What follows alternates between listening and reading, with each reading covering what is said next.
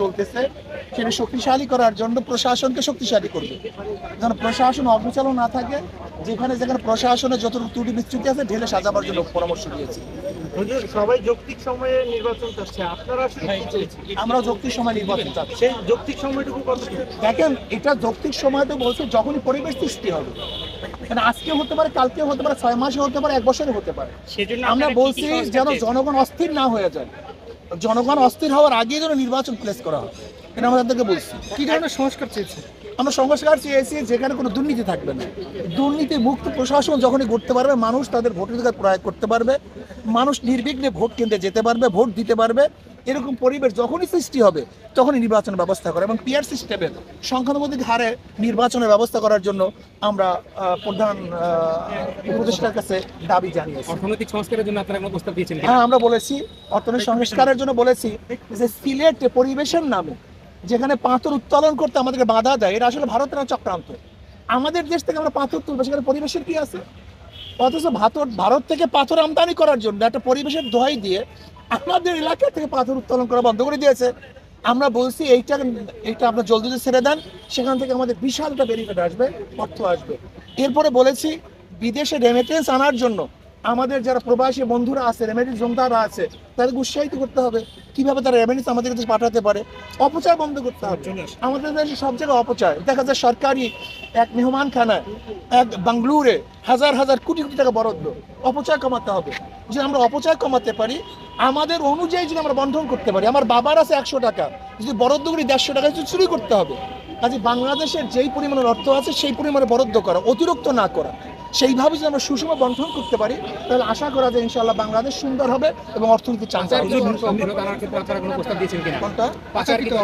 হ্যাঁ, সেটা তো আমাদের প্রত্যেক প্রস্তাবে ছিল যে পাচারকৃত অর্থ কিভাবে দেশে ফিরিয়ে আনা যায় সে ব্যবস্থা অবশ্যই গ্রহণ করতে হবে, আন্তর্জাতিক সবার সাথে সমন্বয় করে। পাচারকৃত অর্থ এবং যেই অর্থবাজরা পাচার করছে যদি সেখান থেকে আনতে না পারে, তাহলে দেশের তাদের যে সম্পত্তি আছে তা বাজেয়াপ্ত করে সরকার ফান্ডে জমা দিতে হবে। দুইটা বিষয় একটা বিষয় হচ্ছে হুজুর, নির্বাচন কমিশনের বর্তমানে হাবু আউয়ালকে অবশ্যই পদত্যাগ করতে হবে এবং যারা 14, 18 এবং 24-এর নির্বাচন উপহার দিয়েছে, রাত্রের ভোট দিয়েছে এবং যারা প্রশাসনের নির্বাচন উপহার দিয়েছে তাদেরকে অবশ্যই বিচারের আওতায় আনতে হবে। হুজুর, দুইটা বিষয়, একটা হচ্ছে নির্বাচন নিয়ে কি আলোচনা হয়েছে, আর দ্বিতীয় বিষয় গতকালকে আপনাদের যে সম্মেলন হয়েছে সেখানে আপনারা জামাত ঐক্যের আহ্বান করেছেন, এই বিষয়টা কি জামাতকে আসলে কোনো সাড়া দিয়েছে কিনা? না, আমরা বলেছি জামাতের সাথে হক্কানি উলামায়ে কেরামের যে বিরোধ আছে, যে ইখতিলাফ আছে, মতানৈক্য আছে, জামাতের এখন সুবর্ণ সুযোগ। যদি সেই মতানৈক্যগুলি মিটিয়ে দেয় তাহলে জামাতের সাথে ঐক্য হওয়াটা খুব সহজ হয়ে যায়। আর যতক্ষণ পর্যন্ত হক্কানি উলামায়ে কেরামের সাথে মতানৈক্য না মিটাবে ততদিন পর্যন্ত জামাতের সাথে ঐক্য হওয়াটা অনেক দূরত্ব পয়দা হবে, কাছাকাছি কঠিন হয়ে যাবে।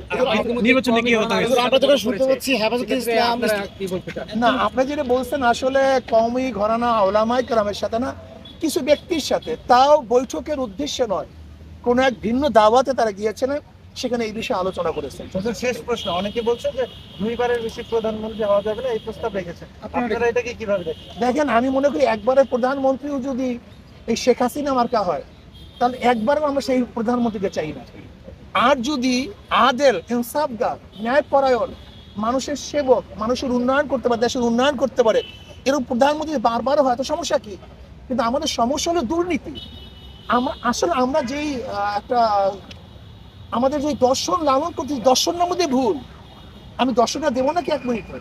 এক ব্যক্তির নাম এ, এক ব্যক্তির নাম বি, এক ব্যক্তির নাম সি, 3 জনের চোর, ক্ষমতা এ, সে কি করবে? চুরি করবে। হটাও এ, বসালাম বি, সে কি করবে? চুরি করবে। হটাও বি, বসালাম সি, সে কি করবে? চুরি করবে। কারণ হলো ব্যক্তির পরিবর্তন হয়েছে, দলের পরিবর্তন হয়েছে, নীতি আদর্শ পরিবর্তন হয় নাই। ওসি পরিবর্তন হয়, ঘুষের পরিবর্তন হয়েছে।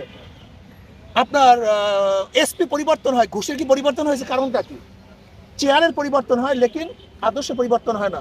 আজকে দেখেন 5ই আগস্টের পরে 2-3 দিনে যারা লুট করছে, তরাস করছে, দখল করছে, চাঁদাবাজি শুরু করছে, এরা যদি দ্বিতীয়বার ক্ষমতায় আসে তাহলে কিভাবে বুঝতে পারেন যে দেশ চাঁদামুক্ত হবে, দুর্নীতিমুক্ত হবে? হুজুর, একটা জিনিস শুনতে পাচ্ছি যে ইসলামী আন্দোলন বাংলাদেশ, হেফাজতে ইসলাম এবং জামাত ইসলাম মিলে একটা ইসলামিক জোট হতে যাচ্ছে। এবার আসলে আপনারা কি এই প্রশ্নের জবাব আমি দিয়েছি। একটু যদি ডিটেইলস বলতেন, এটা কি আসলে জোট হতে যাচ্ছে কিনা? একই ব্যক্তি বা একই দল যদি বারবার ক্ষমতা আসে তখন সেখানে অবশ্যই স্বৈরাচারী একটা মনোভাব চলে আসে। না, আমি মনে করি আদর্শ ভিত্তিক ব্যক্তি যতক্ষণ পর্যন্ত ক্ষমতায় না আসবে, নীতি ও আদর্শ ভিত্তিক ব্যক্তি যতদিন ক্ষমতায় না আসবে, একদিনও যদি চোর ক্ষমতা আসে একদিন সে চুরি করবে, 2 দিনের জন্য যদি দুর্নীতিবাজ ডাকাত ক্ষমতা আসে সে ডাকাত দুর্নীতিবাদ করবে। আমি মনে করি আদর্শ এবং নীতিবান ব্যক্তি যতক্ষণ পর্যন্ত ক্ষমতায় না আসবে ততক্ষণ পর্যন্ত যত চেষ্টা করেন না কেন মাদার গাছ লাগিয়ে আমের আশা করা যায় না। এটাই বাস্তবতা। দেখেন, ভারত আমাদের পার্শ্ববর্তী কান্ট্রি, তার সাথে আমাদের সম্পর্ক থাকবে, আমরা সুসম্পর্ক রাখতে চাই, কিন্তু তার কর্তৃত্ব আমরা বরদাস্ত করবো না, তার নেতৃত্ব আমরা বরদাস্ত করবো না। আমাদের অভ্যন্তরীণ কোনো বিষয়ের হস্তক্ষেপ করবে এইটা আমরা বরদাস্ত করবো না। ভারতের পররাষ্ট্রমন্ত্রী বলেছে, জয়শঙ্কর বলেছে যে আমরা বাংলাদেশের সাথে সুসম্পর্ক করতে চাই। এটা তো বলবি, এটা তো তার দায়িত্ব। আমরা তো সুসম্পর্ক করতে চাই, কিন্তু তার কর্তৃত্ব নেতৃত্ব চাই না, তার দাসত্ব আমরা চাই। আমরা স্বাধীন দেশ, স্বাধীন হিসেবে বসবাস করতে চাই। কেন আমি পার্শ্ববর্তী কান্ট্রির সাথে খারাপ ব্যবহার করবো কেন? এটা তার সাথে সুসম্পর্ক রাখাই তো ভালো, কিন্তু আমাদের পানি বন্ধ করে দিবে, আমাদের ফ্রি রোড নিবে, আমাদের টার্মিনালগুলি ব্যবহার করবে, এটা আমরা চাই। এখানে 10 লক্ষ লোক কাজ করবে আর আমাদের লোক বেকার থাকবে, এখান থেকে রেমিডিস ভারতে পাঠাবে। দেখেন 90%, আজকে দেখেন তাদের জিডিপি সবচেয়ে কম, এই 30 বছরের মধ্যে জিডিপি তাদের সবচেয়ে কম। এর কারণটা কি? 90% আমাদের বাংলাদেশি লোক সেখানে পর্যটক কমে যাওয়ার কারণে তাদের অর্থনীতিকে ধস নামছে। এটাই বাস্তবতা। সবাইকে ধন্যবাদ। জয়সিমন